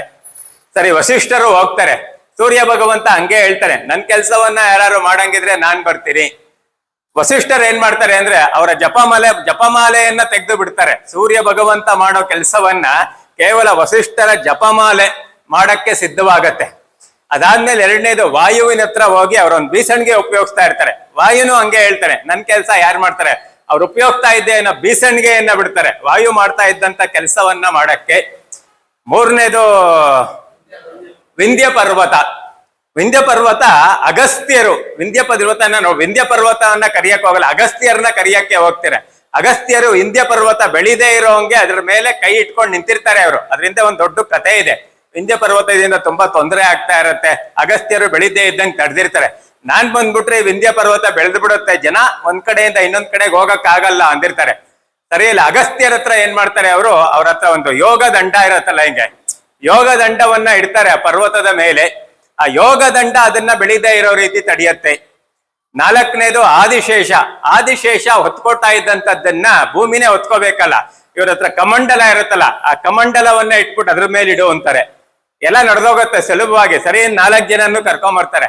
ಕರ್ಕೊಂಬಂದ ತಕ್ಷಣ ವಿಶ್ವಾಮಿತ್ರರಿಗೆ ಗೊತ್ತಾಗೋಗತ್ತೆ, ಸೊ 7 ದಿವಸದ ಸತ್ಸಂಗದ ಕಾಲು ಭಾಗ ಫಲ ಇದೆಯಲ್ಲ, ಅದು ಇಡೀ ನಾನು ಜೀವನದಲ್ಲಿ ಮಾಡಿರುವಂತ ತಪಸ್ಸಿನ ಫಲಕ್ಕಿಂತ ಜಾಸ್ತಿ ಅನ್ಬಿಟ್ಟು ಅವ್ರ ಸೋಲನ್ನ ಒಪ್ಕೋತಾರೆ. ಹಾಗಾಗಿ ಸತ್ಸಂಗಕ್ಕೆ ಅಂತ ವಿಶಿಷ್ಟವಾದ ಫಲಗಳಿರತ್ತೆ. ಹಾಗಾಗಿ ಆದಷ್ಟು ನಾವು ಸತ್ಸಂಗದಲ್ಲಿ ಭಾಗವಹಿಸ್ಬೇಕು, ವಿಚಾರಗಳನ್ನ ನಾವು ಚೆನ್ನಾಗಿ ತಿಳ್ಕೋಬೇಕು. ವಾಪಸ್ ಈ ಕಡೆ ಕೃಷ್ಣನ್ ಕಡೆ ಬರೋ ಹೋಗಿದ್ರೆ, ಕೃಷ್ಣನ ಹುಟ್ಟನ್ನೇ ನಾವು ಗಮನಿಸಿದಾಗ ಯಾವುದೋ ಜೈಲಲ್ಲಿ ಹುಟ್ಟಿರ್ತಾನೆ, ಕತ್ತಲೆ ಕೋಡೆಯಲ್ಲಿ ಹುಟ್ಟಿರ್ತಾನೆ, ಹುಟ್ಟು ಅಷ್ಟು ಸುಖಕರವಾಗಿರಲ್ಲ, 108 ಸಮಸ್ಯೆ, ಹುಟ್ಟಿದಾಗ್ಲೇ ಸಾಯೋ ಅಂತ ಒಂದು ಪರಿಸ್ಥಿತಿ ಇರತ್ತೆ. ಸೊ ಹಾಗಾಗಿ ಕೃಷ್ಣ ಏನ್ ಪ್ರೂವ್ ಮಾಡ್ತಾನೆ ಅಂದ್ರೆ, ಹುಟ್ಟುವಾಗ ನಾವು ಯಾವ ರೀತಿ ಇದ್ವಿ ಅನ್ನೋದು ಮುಖ್ಯವಲ್ಲ, ಮನುಷ್ಯ ಹುಟ್ಟುವಾಗ್ಲೇ ಎಂತೆಂತ ಶಕ್ತಿ ಸಾಮರ್ಥ್ಯವನ್ನ ತಂದಿರ್ತಾನೆ ಅಂದ್ರೆ ನಮಗದು ಉಪಯೋಗಿಸೋಕೆ ಬರ್ತಾ ಇರಲ್ಲ. ಆ ಶಕ್ತಿ ಸಾಮರ್ಥ್ಯವನ್ನ ನಾವು ಉಪಯೋಗಿಸ್ಕೊಂಡ್ರೆ ಮನುಷ್ಯ ಯಾವ ರೀತಿ ಬೇಕಾದ್ರೆ ಬದುಕ್ಬೋದು, ಎಷ್ಟು ಎತ್ತರಕ್ಕೆ ಬೇಕಾದ್ರೂ ಬೆಳಿಬೋದು ಅನ್ನೋದನ್ನ ಅದರಲ್ಲಿ ತೋರಿಸ್ಕೊಟ್ಟಿದ್ದಾನೆ ಕೃಷ್ಣ ಪರಮಾತ್ಮ. ಮಹಾಭಾರತದ ಸಂದರ್ಭದಲ್ಲಿ ಒಂದು ಘಟನೆ, ಭೀಷ್ಮಾಚಾರ್ಯರು ದುರ್ಯೋಧನನಿಗೂ ಭೀಷ್ಮಾಚಾರ್ಯರಿಗೂ ಸ್ವಲ್ಪ ಮಾತುಕತೆ ಆಗತ್ತೆ. ಭೀಷ್ಮಾಚಾರ್ಯರಿಗೆ ದುರ್ಯೋಧನ ಸ್ವಲ್ಪ ಬೈತಾನೆ, ಹೀಯಾಳಿಸ್ತಾನೆ, ನೀವು ಪಾಂಡವರು ಅಂತ ಪಕ್ಷಪಾತ ಮಾಡ್ತಾ ಇದ್ದೀರಾ, ನೀವು ಸರಿಯಾಗಿ ಯುದ್ಧ ಮಾಡ್ತಾ ಇಲ್ಲ, ನೀವು ನನ್ ಕಡೆ ಇದ್ದು ಪಾಂಡವರ ಕಡೆನೆ ಪಕ್ಷಪಾತ ಮಾಡ್ತಾ ಇದ್ದೀರಾ ಅಂತೆಲ್ಲ ಬೈತಾನೆ. ಭೀಷ್ಮಾಚಾರ್ಯರಿಗೂ ಕೋಪ ಬಂದ್ಬಿಡತ್ತೆ, ಪ್ರತಿಜ್ಞೆ ಮಾಡ್ಬಿಡ್ತಾರೆ, ನಾಳೆ 5 ಜನ ಪಾಂಡವರನ್ನ ಕೊಲ್ತೀನಿ ಅಂತ ಪ್ರತಿಜ್ಞೆ ಮಾಡ್ಬಿಡ್ತಾರೆ ಭೀಷ್ಮಾಚಾರ್ಯರು. ಭೀಷ್ಮ ಪ್ರತಿಜ್ಞೆ ಅಂದ್ರೆ ನಮ್ಗೆಲ್ಲ ಗೊತ್ತಿದೆ, ಅವ್ರು ಹೇಳ್ಬಿಟ್ರು ಅಂದ್ರೆ ಆಗೋಯ್ತು, ಅದ್ ನಡೆದೇ ನಡೆಯತ್ತೆ. ಸರಿ, ಕೃಷ್ಣ ಪರಮಾತ್ಮನಿಗೆ ಗೊತ್ತಾಗೋಗುತ್ತೆ ಅಂದ್ರೆ ಎಷ್ಟು ಚಾಕಚಕ್ಯತೆ ಇತ್ತು ಕೃಷ್ಣ ಪರಮಾತ್ಮನಲ್ಲಿ. ಸಾಮ ದಾನ ಭೇದ ದಂಡ ಯಾವಾಗ ಯಾವ ಒಂದು ಅಸ್ತ್ರವನ್ನ ಉಪಯೋಗಿಸ್ಬೇಕು ಅನ್ನೋದು ಎಷ್ಟು ಚೆನ್ನಾಗಿ ತಿಳ್ಕೊಂಡಿದ್ದ ಅನ್ನೋದಕ್ಕೆ. ಸರಿ, ಕೃಷ್ಣ ಪರಮಾತ್ಮ ಏನ್ ಮಾಡ್ತಾನೆ, ರಾತ್ರೋರಾತ್ರಿ 12 ಗಂಟೆಯಲ್ಲಿ ದ್ರೌಪದಿಯನ್ನ ಕರ್ಕೊಂಡು ಹೋಗ್ತಾನೆ ಭೀಷ್ಮಾಚಾರ್ಯರ ಕುಟೀರದ ಹತ್ರ. ಕರ್ಕೊಂಡೋಗಿ ಒಳಗಡೆ ಹೋಗು, ತಾತನ ಹತ್ರ ಆಶೀರ್ವಾದ ತಗೋ ಅಂತಾನೆ. ದ್ರೌಪದಿಗೂ ಗೊತ್ತಿಲ್ಲ ಇದೇನಿದ್ ಮಧ್ಯರಾತ್ರಿ ನನ್ ಪಾಣ್ಣ ಮಲಗಿದ್ರೆ ಎಬ್ಬಸ್ಬಿಟ್ಕೊಂಡು ಒಳಗೋಗಿ ಆಶೀರ್ವಾದ ತಗೋ ಅಂತ ಇದ್ದಾನಲ್ಲ ಕೃಷ್ಣ. ಆದ್ರೂ ಕೃಷ್ಣ ಹೇಳ್ತಾ ಇದ್ದಾನೆ ಅಂದ್ರೆ ಮಾಡ್ಬೇಕು, ಹೌದೋ ಅಲ್ವಾ? ಯಾರೋ ತಿಳಿದಿರೋರು ದೊಡ್ಡವ್ರು ಏನೋ ಹೇಳ್ತಾರೆ ಅಂದ್ರೆ ನಮಗ್ ಗೊತ್ತಿರಲ್ಲ ಅವ್ರು ಯಾಕೆ ಹೇಳ್ತಾರೆ ಅಂತ. ಅದರಿಂದ ಏನೋ ಒಂದ್ ಸತ್ವ ಇರತ್ತೆ, ಸತ್ಯ ಇರತ್ತೆ, ಮಾಡ್ಬಿಡ್ಬೇಕು, ನಾವು ತಲೆ ಕೆಡಿಸ್ಕೋಬಾರ್ದು. ಸರಿ, ಹೋಗಿ ದ್ರೌಪದಿ ಭೀಷ್ಮಾಚಾರ್ಯರ ಕಾಲಿಗೆ ಬಿದ್ದೆ ನಮಸ್ಕಾರ ಮಾಡ್ತಾ ಇದ್ದಂಗೆ ಭೀಷ್ಮಾಚಾರ್ಯರು ದೀರ್ಘಾಯುಷ್ಯಮಾನ್ ಭವ ಅಂತ ಅವ್ರಿಗೆ ಆಶೀರ್ವಾದ ಮಾಡ್ತಾರೆ. ಜೊತೆಗೆ ದೀರ್ಘ ಸುಮಂಗಲಿ ಭವ ಅಂತ ಆಶೀರ್ವಾದ ಮಾಡ್ಬಿಡ್ತಾರೆ ಅವರು. ಆಶೀರ್ವಾದ ಮಾಡಿದ ತಕ್ಷಣ ಅವ್ರಿಗೆ ರಿಯಲೈಸ್ ಆಗತ್ತೆ. ತಕ್ಷಣ ಕೇಳ್ತಾರೆ, ಆಚೆ ಅವನ್ ನಿಧಾನ ಕೃಷ್ಣ ಅಂತಾರೆ ಭೀಷ್ಮಾಚಾರ್ಯರು. ಗೊತ್ತಾಗೋಗುತ್ತೆ ಅವನೊಬ್ನೇ ಈ ತರದ್ ಮಾಡಕ್ ಸಾಧ್ಯ. ನಾನ್ ನಾಳೆ ಇವರೇ ಆಶೀರ್ವಾದ ಮಾಡಿದ್ದಾರೆ ದೀರ್ಘ ಸುಮಂಗಲಿ ಭವ ಅಂತ ಆಶೀರ್ವಾದ ಮಾಡ್ಬಿಟ್ಟು ಇವರೇ ಅವಳಿಗೆ ತೊಂದರೆ ಆಗಂಗೆ ಮಾಡಕ್ ಆಗಲ್ಲ. ಆಮೇಲೆ ಏನಾಗತ್ತೆ ಅಂದ್ರೆ ಮಾರನೇ ದಿವಸ ಭೀಷ್ಮಾಚಾರ್ಯರು ಅವ್ರನ್ನ ಕೊಲ್ಲಕ್ಕಾಗಲ್ಲ. ಯಾಕೆ ಕೊಲ್ಲಕ್ಕಾಗಲ್ಲ ಅಂದ್ರೆ ಅದಕ್ಕೆ ಬೇರೆ ಬೇರೆ ಕಥೆ ಇದೆ. ಅದಕ್ಕೆ ಅವ್ರಿಗೆ ಅಂತ ಯಾವ ಒಂದು ಬಾಣವನ್ನ ಸಿದ್ಧತೆ ಮಾಡಿಟ್ಟಿರ್ತಾರೋ ದುರ್ಯೋಧನ ಹಿಂದಿನ ದಿವಸ ಬಂದು ಇಸ್ಕೊಂಡೋಗ್ತಾನೆ. ಸೊ ಕೊಡಿ, ನಾ ಸೇಫ್ಟಿಯಾಗಿ ಇಟ್ಕೊಂಡಿರ್ತೀನಿ ನನ್ನ ಹತ್ರ, ನಾಳೆ ನಿಮ್ಗೆ ಜ್ಞಾಪ್ಸಕ್ಕೆ ಆ ಬಾಣ ಕೊಡ್ತೀನಿ, ಅದನ್ನ ಅವ್ರಿಗೆ ಬಿಡಿ ಅಂತ ದುರ್ಯೋಧನ ಹತ್ರ ಹೋದಾಗ ಅಡ ಹೋಗತ್ತದು. ಸೊ ಇವ್ರ ಮೇಲೆ ತಪ್ಪು ಬರಲ್ಲ. ಅಂದ್ರೆ ಏನಪ್ಪಾ ಅಂದ್ರೆ ಯಾವ ಸಂದರ್ಭದಲ್ಲಿ ಯಾವ ಟೂಲ್ಸ್ ಅನ್ನ ಯೂಸ್ ಮಾಡ್ಬೇಕು ಅನ್ನೋದು ತುಂಬಾ ಇಂಪಾರ್ಟೆಂಟ್. ಅದಕ್ಕೆ ಸ್ಪಿರಿಚುವಲ್ ಟೂಲ್ಸ್ ಫಾರ್ ಸಕ್ಸಸ್ ಅಂತಾನೆ ಒಂದಷ್ಟು ಕಾರ್ಯಕ್ರಮಗಳು ಮಾಡ್ತೀನಿ ನಾನು. ನಮಗ್ ಗೊತ್ತಿರೋ ಟೂಲ್ ಬೇರೆ, ಸ್ಪಿರಿಚುವಲ್ ಟೂಲ್ಸ್ ನ ಯಾವ ರೀತಿ ಯೂಸ್ ಮಾಡ್ಬೇಕು, ಹನುಮಂತ ಯಾವ್ಯಾವ ಟೂಲ್ಸ್ ನ ಎಂತೆಂತ ಸಂದರ್ಭದಲ್ಲಿ ಉಪಯೋಗಿಸಿದ್ದ, ಕೃಷ್ಣ ಪರಮಾತ್ಮ ಯಾವ್ಯಾವ ಆಯುಧವನ್ನೇ ಉಪಯೋಗಿಸಿದ್ದ, ಯುದ್ಧವೇ ಮಾಡದೆ ಯುದ್ಧವನ್ನ ಮಾಡಿದ, ಯಾರನ್ನು ಕೊಲ್ಲದೆ ಎಲ್ಲರನ್ನೂ ಕೊಂದಿದ್ದ ಕೃಷ್ಣ ಪರಮಾತ್ಮ, ಹೌದಾ ಅಲ್ವಾ? ಅಂದ್ರೆ ಇದೆಲ್ಲ ನಮ್ಗೆ ತತ್ವಗಳು ಎಲ್ಲಿ ಸಿಗತ್ತೆ ಅಂದ್ರೆ ನಮ್ಮ ಭಗವದ್ಗೀತೆಯಲ್ಲಿ ತುಂಬಾ ಚೆನ್ನಾಗಿ ಸಿಗತ್ತೆ. ಮತ್ತೊಂದು ಘಟನೆ ಏನಪ್ಪಾ ಅಂದ್ರೆ ಮಹಾಭಾರತದ ಯುದ್ಧ ಎಲ್ಲ ಮುಗ್ದಾದ್ಮೇಲೆ ಮೊದಲನೇವನಿರಲ್ಲ, ಪಂಚಪಾಂಡವರಲ್ಲಿ ಮೊದಲನೇವ್ರು ಯಾರೋ ಧರ್ಮರಾಯ, ಅವನೊಬ್ಬ ಇರಲ್ಲ, ಮಿಕ್ಕಿದ್ 4 ಜನ ಇರ್ತಾರೆ. ಅರ್ಜುನ, ದುರ್ಯೋಧನ, ನಕುಲ, ಸಹದೇವ, ಇವ್ರು 4 ಜನ ಇರ್ತಾರೆ. ಅವರು ಕೃಷ್ಣ ಪರಮಾತ್ಮನ್ನ ಕೇಳ್ತಾರೆ, ಕೃಷ್ಣ ಪರಮಾತ್ಮ ನೀ ಸಕಲವನ್ನ ಬಲ್ಲವನು, ಆಮ್ನಿಪೊಟೆಂಟ್, ಆಮ್ನಿಸಿಯಂಟ್, ಆಮ್ನಿ ಪ್ರೆಸೆಂಟ್ ಅಂತೀವಿ, ಅದನ್ನೇ ದೇವರು ಅನ್ನೋದು. ಕಲಿಯುಗ ಯಾವ ರೀತಿ ಇರುತ್ತೆ ನಮ್ಗೆ ತಿಳ್ಕೋಬೇಕು ಅನ್ನೋ ಕುತೂಹಲ ಯಾವ ರೀತಿ ಇರುತ್ತೆ ಹೇಳು ಅಂದಾಗ ಕೃಷ್ಣ ಪರಮಾತ್ಮ ಬಾಣ ಬಿಡ್ತಾನೆ. ಒಂದು ಬಾಣ 4 ಬಾಣವಾಗಿ 4 ಕಡೆ ಹೋಗಿ ಬೀಳತ್ತೆ. 4 ಜನಕ್ಕೂ ಹೇಳ್ತಾನೆ, ಹೋಗಿ ಆ ಬಾಣವನ್ನ ತಗೊಂಬನ್ನಿ ಅಂತ. ಸರಿ, 4 ಜನನೂ ಹೋಗ್ತಾರೆ. ಭೀಮ ಹೋಗ್ತಾನೆ ಬಾಣ ತಗೊಳಕ್ಕೆ. ಅಲ್ಲಿ ಒಂದು 5 ಬಾವಿ ಇರತ್ತೆ. 5 ಬಾವಿಯಲ್ಲಿ ಒಂದು ಬಾವಿ ತುಂಬಿ ತುಳುಕ್ತಾ ಇರತ್ತೆ. ಅದ್ರ ಪಕ್ಕದಲ್ಲೇ ಇದ್ದ 4 ಬಾವಿ ದಟ್ಟ ದರಿದ್ರವಾಗಿರತ್ತೆ, ಒಂದ್ ತೊಟ್ಟು ನೀರಿರಲ್ಲ. ಭೀಮಂಗೆ ಏನು ಅರ್ಥವಾಗಲ್ಲ, ಇದೇನು ಒಂದ್ ಬಾವಿ ತುಳುಕ್ತಾ ಇದೆ, ಪಕ್ಕದೆಲ್ಲ ಖಾಲಿ ಇದೆಯಲ್ಲ. ಸರಿ, ಬಾಣ ಎತ್ಕೊಂಡ ಬಂದ. ಅರ್ಜುನ ಹೋದಂತ ಕಡೆ ಒಂದು ಅತ್ಯಂತ ಸುಂದರವಾದ ಮೊಲ, ಬಿಳಿಗಿರತ್ತೆ, ಮುದ್ಮುದವಾಗಿರುತ್ತೆ, ತುಂಬಾ ಚೆನ್ನಾಗಿರುತ್ತೆ ಮೊಲ. ಒಂದು ಪಕ್ಷಿ, ಆ ಪಕ್ಷಿನೂ ಅತ್ಯಂತ ಸುಂದರವಾಗಿರತ್ತೆ, ಅತ್ಯಂತ ಸಾತ್ವಿಕವಾಗಿರುತ್ತೆ. ಆ ಪಕ್ಷಿಯನ್ನ ನೋಡಿದ್ರೆ ದೈವಿಕವಾದ ಕಳೆ ಇರತ್ತೆ, ಕೈ ಎತ್ತಿ ನಮಸ್ಕಾರ ಮಾಡೋಣ ಅನ್ಸತ್ತೆ, ಆ ರೀತಿ ಇರತ್ತೆ ಆ ಪಕ್ಷಿ. ಆದ್ರೆ ಆ ಪಕ್ಷಿ ಆ ಮೊಲವನ್ನ ಕುಕ್ಕಿ ತಿಂತಾ ಇರತ್ತೆ. ಆ ಪಕ್ಷಿ ನೋಡಕ್ ಯಾವ ರೀತಿ ಇದೆಯೋ ಅದಕ್ಕೂ ಅದ್ ಮಾಡ್ತಾ ಇರೋ ಒಂದು ಕೃತಿಗೂ ಸಂಬಂಧವೇ ಇರಲ್ಲ. ನೋಡಿದ್ರೆ ತುಂಬಾ ಸಾತ್ವಿಕವಾಗಿದೆ, ದೈವಿಕವಾಗಿದೆ, ಸುಂದರವಾಗಿದೆ. ಆದ್ರೆ ಇದು ಯಾವ್ದೋ ಪ್ರಾಣಿಯನ್ನ ಕೊಂದು ತಿಂತಾ ಇರತ್ತೆ. ಅರ್ಜುನನಿಗೂ ಅರ್ಥವಾಗಲ್ಲ. ಅದಾದ್ಮೇಲೆ ನಕುಲ ಒಂದ್ ಬಾಣವನ್ನ ತಗೊಳಕ್ ಹೋದಾಗ ಒಂದ್ ಹಸು ಕರು ಹಾಕಿರತ್ತೆ. ಕರು ಹಾಕಿದ್ಮೇಲೆ ಆ ಕರುನ ನೆಕ್ಕಿ ಗಾಯ ಮಾಡ್ತಾ ಇರತ್ತೆ. ಬಲವಂತವಾಗಿ ಕರುವನ್ನ ಹಸುವಿನಿಂದ ಬೇರ್ಪಡಿಸ್ತಾರೆ, ಆ ಮಟ್ಟಕ್ಕೆ ಗಾಯ ಮಾಡ್ತಾ ಇರತ್ತೆ. ಇವನ್ಗೂ ಗೊತ್ತಾಗಲ್ಲ. 4ನೇದು ಸಹದೇವ, ಒಂದು ಬೆಟ್ಟದ ಬುಡದಲ್ಲಿ ಬಿದ್ದಿರತ್ತೆ ಬಾಣ. ಅವನ್ ತಗೊಳಕ್ ಹೋದಾಗ ಮೇಲ್ಗಡೆಯಿಂದ ಒಂದು ದೊಡ್ಡ ಬಂಡೆ ದಡ ಅಂತ ಉರುಳ್ತಾ ಇರತ್ತೆ. ಅದ್ರ ಮಧ್ಯದಲ್ಲಿ ಉರುಳ್ಬೇಕಾರೆ ಸಣ್ಣ ಪುಟ್ಟ ಗಿಡಗಳು, ಮರಗಳು, ಸಣ್ಣ ಪುಟ್ಟ ಕಲ್ಲುಗಳು, ಏನೇನ್ ಸಿಗತ್ತೋ ಎಲ್ಲವನ್ನ ನಾಶ ಮಾಡ್ತಾ ಉರುಳ್ತಾ ಇರತ್ತೆ. ಆ ರೀತಿ ಉರುಳ್ತಾ ಇದ್ದಂತ ಆ ಒಂದು ದೊಡ್ಡ ಬಂಡೆ ಯಾವ್ದೋ ಒಂದ್ ಸಣ್ಣ ಕಲ್ಲು, ಆ ಸಣ್ಣ ಕಲ್ಲಿಗೆ ಸಿಗಾಕೊಂಡು ನಿಂತ್ಕೊಂಡ್ಬಿಡತ್ತೆ. ಅವನಿಗೂ ಏನು ಅರ್ಥವಾಗಲ್ಲ. ಕೃಷ್ಣನ ಹತ್ರ ಬಂದು ತಿಳಿಸ್ತಾರ, ಈ ರೀತಿ ಇದೆಲ್ಲ ಘಟನೆ ನೋಡಿದ್ವಿ, ಬಟ್ ನಮ್ಗೆ ಏನೋ ಅರ್ಥವಾಗ್ಲಿಲ್ಲ. ನೀ ಬಾಯಿ ಮುಚ್ಕೊಂಡು ನಾವು ಕೇಳಿದಾಗ ಉತ್ತರ ಹೇಳಿದ್ರೆ ಸಾಕಾಗಿರೋದು. ಅದೇನೋ ಬಾಣ ಬಿಡಿ ಎಂದೆ, ಹೋಗಿ ಎಂದಿ, ತಂದ್ವಿ, ಅವೆಲ್ಲ ಯಾಕೆ ಬೇಕಿತ್ತು ಅಂತ. ಯಾವಾಗ್ಲೂ ಮನುಷ್ಯ ಏನೇ ಕಲ್ತ್ರು ಅನುಭವದಿಂದ ಕಲಿಬೇಕು. We have to learn by experience. ಅವಾಗ ನೆನಪಿರತ್ತೆ, ಸುಲಭವಾಗಿ ಮರೆಯಲ್ಲ ಮನುಷ್ಯ. ಅದಕ್ಕೆ ಕೃಷ್ಣ ಪರಮಾತ್ಮ ಬಾಯಲ್ಲಿ ಹೇಳ್ಬೋದ್ಬೋಡೋಯ್ತು ಕಲಿಯುಗ ಯಾವ ರೀತಿ ಇರತ್ತೆ ಅಂದ್ರೆ, ಅವನು ಎಕ್ಸ್ಪೀರಿಯನ್ಸ್ ಮೂಲಕ ಅವ್ರಿಗೆ ಕಲಿಸ್ಕೊಟ್ಟ. ಅದನ್ನ ಏನಂತೀವಿ, ಮಲ್ಟಿಪಲ್ ಇಂಟೆಲಿಜೆನ್ಸ್ ಥಿಯರಿ ಅಂತೀವಿ. ಮನುಷ್ಯ ಯಾವುದೇ ಕಲಿಬೇಕಾದ್ರೂ ನಮ್ಮ ಎಲ್ಲ ಇಂದ್ರಿಯಗಳನ್ನು ಬಳಸ್ಕೋಬೇಕು. ಸರಿ ಅಂತ ಹೇಳ್ತಾನೆ ಅವನು ಭೀಮ. ಹಿಂಗ್ ನೋಡ್ದೆ ಏನೋ ಬಾವಿ ಇತ್ತಪ್ಪ, ಒಂದು ತುಂಬಿ ತುಳುಕ್ತಾ ಇತ್ತು, 4 ಖಾಲಿ ಇತ್ತು. ಅವಾಗ ಕೃಷ್ಣ ಪರಮಾತ್ಮ ಹೇಳ್ತಾನೆ, ಕಲಿಯುಗದಲ್ಲಿ ಜನಗಳೆಲ್ಲ ಇರ್ತಾರಲ್ಲ, ಯಾರೋ ಒಬ್ಬೊಬ್ರು ಆಗರ್ಭ ಶ್ರೀಮಂತರಾಗಿರ್ತಾರೆ. 100 ಕೋಟಿ 1000 ಕೋಟಿ 1,00,000 ಕೋಟಿ ಇರುತ್ತೆ ಅವ್ರ ಹತ್ರ. ಅವ್ರ ಸುತ್ತಮುತ್ತ ಸ್ಲಮ್ ಏರಿಯಾದಲ್ಲಿ ಬದುಕ್ತಾ ಇರ್ತಾರೆ, ದಟ್ಟ ದರಿದ್ರವಾಗಿ ಬದುಕ್ತಾ ಇರ್ತಾರೆ. 2 ಹೊತ್ತು ತಿನ್ನೋಕ್ಕೂ ಅವ್ರಿಗೆ ಶಕ್ತಿ ಇರಲ್ಲ. ಈ ರೀತಿ ಏರುಪೇರು ತುಂಬಾ ಇರುತ್ತೆ ಕಲಿಯುಗದಲ್ಲಿ. ಇದ್ದವ್ರ ಹತ್ರ ಅತಿ ಹೆಚ್ಚಿರುತ್ತೆ, ಇಲ್ದೇ ಇರೋವ್ರ ಹತ್ರ ಏನೂ ಇರಲ್ಲ. ಇಂಥದನ್ನ ನೀನು ನೋಡಿದ್ಯಾ? ಅದನ್ನ ನಾವು ಈ ಕಲಿಯುಗದಲ್ಲಿ ಗಮನಿಸ್ತಾ ಇದ್ದೀವಿ. ಎರಡನೇದೇನಪ್ಪಾ ಅಂದ್ರೆ, ಅದು ಪಕ್ಷಿ ಮೊಲವನ್ನ ಕುಕ್ಕಿ ತಿಂತಾ ಇರತ್ತಲ್ಲ. ಕಲಿಯುಗದಲ್ಲಿ ದೊಡ್ಡ ದೊಡ್ಡ ಮಠಾಧೀಶರು, ದೊಡ್ಡ ದೊಡ್ಡ ಗುರುಗಳು, ಕಾವಿ ಬಟ್ಟೆ ಹಾಕೊಂಡಿರೋರು, ವಿಭೂತಿ ಹಾಕೊಂಡಿರೋರು, ನಾಮ ಹಾಕೊಂಡಿರೋರು, ನಾನಲ್ಲ ಆಯ್ತಾ, ಜುಟ್ಗಿಟ್ ಬಿಟ್ಕೊಂಡಿರೋರು, ನೋಡಕ್ಕೆ ತುಂಬಾ ಸಾತ್ವಿಕವಾಗಿ ಇರ್ತಾರೆ, ಬಣ್ಣವಾಗಿ ಮಾತಾಡ್ತಾರೆ, ಮಾತಲ್ಲೇ ಮೋಡಿ ಮಾಡ್ತಾರೆ, ಅತ್ಯಂತ ಸಾತ್ವಿಕವಾಗಿ ಮಾತಾಡ್ತಾರೆ. ಗಮನಿಸ್ತಾ ಇದಾರೆ ಎಲ್ಲಾ ಕಡೆಗೂ. ಅಂತ ಅವರು ಅವ್ರ ಹತ್ರ ಬರ್ತಾರಲ್ಲ ನಂಬ್ಕೊಂಡು ಭಕ್ತಾದಿಗಳು, ಅವ್ರ ಪ್ರಾಣವನ್ನ ಹೀರಿ ತಿಂತಾ ಇರ್ತಾರೆ.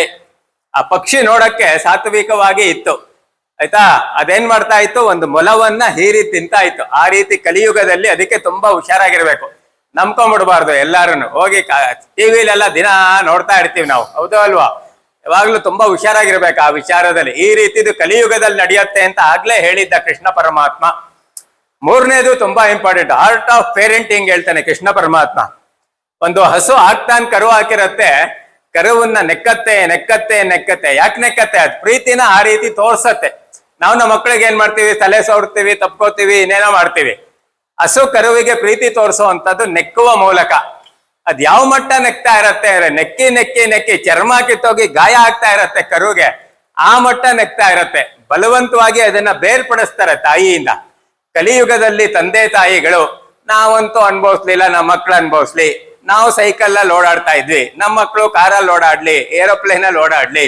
ನಾವಂತೂ ಒಳ್ಳೆ ಬಟ್ಟೆ ಹಾಕ್ಲಿಲ್ಲ, ನಮ್ಮ ಮಕ್ಳು ಹಾಕ್ಲಿ ಅನ್ಬಿಟ್ಟು ಕಲಿಯುಗದಲ್ಲಿ ಜನ ಏನ್ ಮಾಡ್ತಾರೆ, ಅವರು ಅವ್ರ ಪ್ರೆಸೆನ್ಸ್ಗಿಂತ ಜಾಸ್ತಿ ಪ್ರೆಸೆಂಟ್ ಇಂದ ತೃಪ್ತಿ ಪಡಿಸಕ್ಕೆ ನೋಡ್ತಾರೆ ಮಕ್ಕಳನ್ನ. ಅವಶ್ಯಕತೆಗಿಂತ ಹೆಚ್ಚಿನ ಪ್ರೀತಿ ತೋರಿಸುವಂತದ್ದು, ಅವಶ್ಯಕತೆಗಿಂತ ಹೆಚ್ಚಾಗಿ ಮಕ್ಕಳಿಗೆ ಒದಗಿಸುವಂತದ್ದು. ಈ ರೀತಿ ಪ್ರೀತಿಯನ್ನ ಅತಿಯಾಗಿ ಹೆಚ್ಚಾಗಿ ತೋರ್ಸಕ್ ಹೋದಿ ಅದೇ ಆ ಮಕ್ಕಳುಗಳಿಗೆ ಜೀವನಕ್ಕೆ ಉಪಯೋಗವಿಲ್ಲದೆ ಇರೋ ಗಾಯವನ್ನ ಮಾಡತ್ತೆ ಅಂತ ಪೇರೆಂಟಿನ ಬಗ್ಗೆ ಹೇಳ್ತಾನೆ. ಕಡೆದು ನಮ್ಗೆಲ್ಲ ಆ ಬೆಟ್ಟದಿಂದ ದೊಡ್ಡ ಬಂಡೆ ದಡ ದಡ ಅಂತ ಉರುಳ್ತಾ ಇರತ್ತೆ, ಮಧ್ಯದಲ್ಲಿ ಸಿಕ್ಕದ್ದನ್ನೆಲ್ಲ ನಾಶ ಮಾಡ್ತಾ ಇರತ್ತೆ. ಕಡೆಯಲ್ಲಿ ಯಾವುದೋ ಒಂದು ಸಣ್ಣ ಕಲ್ಲು ಅದನ್ನ ನಿಲ್ಸತ್ತೆ. ಕಲಿಯುಗದಲ್ಲಿ ಜನ ತುಂಬಾ ಎತ್ತರಕ್ಕೇನೋ ಏರ್ತಾರೆ, ದೊಡ್ಡ ಉದ್ಯೋಗ ಪಡ್ಕೋತಾರೆ, ದೊಡ್ಡ ಓದನ್ನ ಓದ್ತಾರೆ, ದೊಡ್ಡ ಹುದ್ದೆಯನ್ನ ಪಡ್ಕೋತಾರೆ, ಎಲ್ಲಾ ತರದಲ್ಲೂ ಐಷಾರಾಮಿ ಜೀವನವನ್ನ ನಡೆಸ್ತಾರೆ. ಆದ್ರೆ ಗುಣದಲ್ಲಿ ಬೀಳ್ತಾ ಇರ್ತಾರೆ ಅವರು. ಅವ್ರ ಎತ್ತರಕ್ಕೆ ಏರಿರ್ತಾರಲ್ಲ, ಅವ್ರ ಎತ್ತರಕ್ಕೆ ಏರ್ಬೇಕಾದ್ರೆ ಅವ್ರ ನಡುವೆ ಯಾರು ಬಂದ್ರು ಅವ್ರನ್ನ ಬೀಳಿಸ್ತಾರೆ, ತುಳಿತಾರೆ, ಇದೆಲ್ಲ ಮಾಡ್ತಾ ಇರ್ತಾರೆ. ಆ ಸಣ್ಣ ಕಲ್ ತಡಿತಲ್ಲ ಅದನ್ನ, ಅದ್ಯಾವ್ದಪ್ಪ ಅಂದ್ರೆ that is called A spirituality. ಯಾರೋ ಆಧ್ಯಾತ್ಮಿಕತೆಯಲ್ಲಿ ತಮ್ಮನ್ನ ತಾವು ತೊಡಗಿಸ್ಕೋತಾರೋ, ಎತ್ತರ ಕೇಳ್ತಾರೆ, ಅಲ್ಲೇ ಉಳ್ಕೋತಾರೆ, ಅಷ್ಟು ಸುಲಭವಾಗಿ ಬೀಳುವುದಿಲ್ಲ. ಎತ್ತರ ಏರುವುದು ಮುಖ್ಯ ಅಲ್ಲ, ಬೀಳದಿರುವುದು ಮುಖ್ಯ. ಎತ್ತರಕ್ಕೇರುವುದು ಮುಖ್ಯ ಅಲ್ಲ, ಏರಿ ಅಲ್ಲೇ ಉಳ್ಕೊಳ್ಳೋದು ಮುಖ್ಯ. ಯಾವ ರೀತಿ ಉಳ್ಕೊಳ್ಳೋದು? ಗುಣದಲ್ಲಿ ಉಳ್ಕೋಬೇಕು, ಹೌದಾ ಅಲ್ವಾ? ನೋಡಿ, ಈ ಸಂದೇಶಗಳೆಲ್ಲ ನಮ್ಗೆ ಸಿಗತ್ತೆ, ಮಹಾಭಾರತದಲ್ಲಿ ಸಿಗತ್ತೆ, ಭಗವದ್ಗೀತೆಯಲ್ಲಿ ಸಿಗತ್ತೆ. ಈ ರೀತಿ ಬೇಕಾದಷ್ಟು ಕೃಷ್ಣನ ಸಂದೇಶಗಳು ನಿಮ್ಗಿದೆ. ನೋಡಿ, ಕೃಷ್ಣ ಪರಮಾತ್ಮ ಜರಾಸಂಧನ್ನ ಕೊಂದ, ಕಂಸನ್ನ ಕೊಂದ, ಮತ್ತೆ ಶಿಶುಪಾಲನ್ನ ಕೊಂದ. ಅವ್ರನ್ನೆಲ್ಲ ಕೊಂದಾದ್ಮೇಲೆ ಆ ರಾಜ್ಯವೆಲ್ಲ ಇವನ್ ಆಳ್ಬೇಕು, ಇವನ್ ತಗೋಬೇಕು ಇವನ್ ವಶಕ್ಕೆ, ಹೌದಾ ಅಲ್ವಾ? ಒಬ್ಬ ರಾಜ ಇನ್ನೊಬ್ಬ ರಾಜನ್ನ ಸೋಲ್ಸಿದ್ರೆ ಸಾಯಿಸಿದ್ರೆ ಅದೆಲ್ಲ ಇವ್ರ ವಶ ಆಗತ್ತೆ. ಆದ್ರೆ ಕೃಷ್ಣ ಯಾವುದನ್ನೂ ತಗೊಳ್ಳಿಲ್ಲ, ಅವ್ರವ್ರ ಮಕ್ಕಳಿಗೆ ಅದನ್ನ ವಾಪಸ್ಸು ಬಿಟ್ಬಿಟ್ಟು ಬಂದ, ಹೌದಾ ಅಲ್ವಾ? ಅಂದ್ರೆ ನನ್ನಲ್ಲದಲ್ಲದು ನನಗೆ ಯಾವುದೇ ಕಾರಣಕ್ಕೂ ಬೇಡ. ನಮ್ಮ ಯೋಗದಲ್ಲಿ ಅಸ್ತೇಯ ಅಂತ ಕರಿತೀವಿ, ಹೌದಾ ಅಲ್ವಾ? ಸೊ ನಮಗ್ ಶಕ್ತಿ ಇದೆ, ದಬ್ಬಾಳಿಕೆ ಇದೆ ಅಂತ ಯಾರೋ ವೀಕ್ ಇರೋರ್ದನ್ನ ನಾವು ಕಬ್ಜಾ ಮಾಡ್ಕೋಬಾರ್ದು ಅನ್ನೋ ಸಂದೇಶವನ್ನ ಅದರಲ್ಲಿ ಕೃಷ್ಣ ಪರಮಾತ್ಮ ಕೊಟ್ಟ. ಜೊತೆಗೆ ನಾನು ಲೌಕಿಕಕ್ಕೆ ಅಂಟ್ಕೊಂಡಿಲ್ಲ, ರಾಜ್ಯವನ್ನು ಆ ದೇಶವನ್ನು ತನ್ನದಾಗಿಸ್ಕೋಬೇಕು ಬೋದಿತ್ತವನು. ಆದ್ರೆ ಅವನು ಅದಕ್ಕೆ ಅಂಟ್ಕೊಂಡಿರಲಿಲ್ಲ. ಅರೆ ನಾವು ಲೌಕಿಕದಲ್ಲಿ ಇರಬೇಕು, ಎಲ್ಲ ತಂತ್ರಗಳನ್ನ ಮಾಡಬೇಕು, ಸಂಪೂರ್ಣವಾಗಿ ಜಗತ್ತಿಗೆ ಅಂಟ್ಕೋಬಾರ್ದು ಅನ್ನೋ ಸಂದೇಶವನ್ನ ಅದ್ರ ಮೂಲಕ ಕೊಟ್ಟ. ಸೊ ಕಡೆಯಲ್ಲಿ ಒಂದೇ ಒಂದ್ ಹೇಳಿ ನಿಲ್ಲಿಸ್ತೀನಿ. ನಮ್ ಯೋಗದವರು ತುಂಬಾ ಗಮನಿಸ್ಬೇಕಿದು. ಯೋಗದವ್ರಿಗೆ ಬೇಕಾದಷ್ಟು ಇದೆ. ಭಗವದ್ಗೀತೆಯಲ್ಲಿ ಒಂದು 217 ಶ್ಲೋಕಗಳಿದೆ ನೇರವಾಗಿ ನಮ್ಮ ಯೋಗಕ್ಕೆ ಸಂಬಂಧಪಟ್ಟಂತದ್ದು. ಅದೆಲ್ಲ ಗುರುತು ಮಾಡಿ ಒಂದ್ ಕಡೆ ಬರೆದು ಅದಕ್ಕೆ ವಿವರಣೆಗಳನ್ನೆಲ್ಲ ಬರೆದಿಟ್ಟಿದೀನಿ. ಬಟ್ ಏನಪ್ಪಾ ಅಂದ್ರೆ ಕೇಳೋರಿಲ್ಲ, ಹಂಗಾಗಿ ನನ್ಗೂ ಹೇಳಕ್ ಅವಕಾಶ ಸಿಕ್ಕಿಲ್ಲ.